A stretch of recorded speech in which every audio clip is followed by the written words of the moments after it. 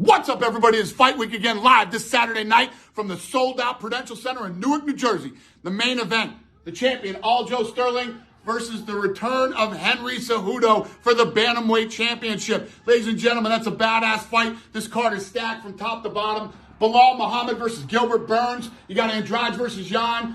Kron Gracie's coming back. He's taking on Jourdain. Couple things I want to point out before we get started. The early prelims start at 6 o'clock on the East Coast.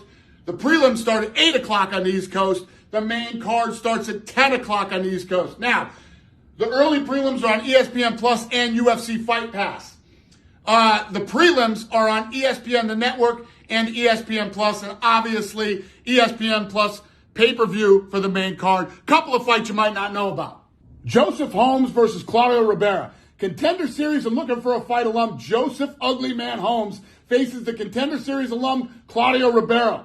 At 6'4" and 185 pounds, Joseph has a significant height advantage over most of his divisional rivals. Ugly Man has a well-rounded game. His stand-up is rangy, and even though he does possess knockout power, it's his submissions that have given him the majority of his wins.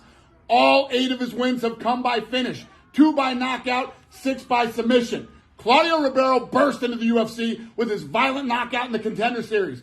Claudio has a live and die by the sword mentality, with all 10 of his wins coming by way of knockout. Claudio is violent. He is explosive, and this should be a fun fight, ladies and gentlemen. Do not miss it. Another fight you might not know about. Drew Dober versus Matt Frevola. Dober's coming off 3 straight wins, 3 straight stoppages, and 2 straight performance of the nights. He's got big power in every limb, and he throws with bad intentions 100% of the time. Dober will stand and trade shot for shot with anyone. Frevola is coming in here off 2 straight wins, 2 straight stoppages. In his last fight, he crushed Atman Azatar within a round, becoming the first man to ever beat him. In fact, all of his finishes have come in the first round. He is a very fast starter. There is no feeling out process with this dude. This fight has barn burner written all over it. Ladies and gentlemen, this card is awesome. We're back on the East Coast. If you don't know, now you know.